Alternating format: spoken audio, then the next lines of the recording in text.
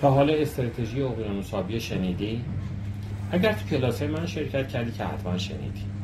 اما برای بقیه دوستان بگم که یکی از روش‌های بسیار موثره برای اینکه تو این بازار شلوغ و رقابتی امروز برند بیاد خودش از بقیه متمایز کنه.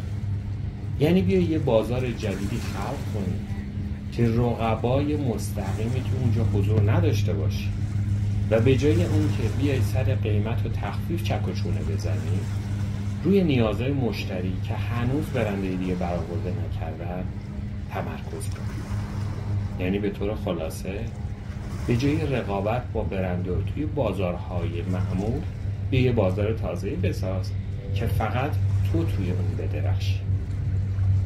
حالا اگر از کلاس‌های من یادت هست یا الان بر اساس این فایل میتونی یه بازار جدید اقیانوس آبی بسازی، یا توی واتساپ بهم کامنت کن یا تو کانال اینستاگرامم که پای این پست نوشتم.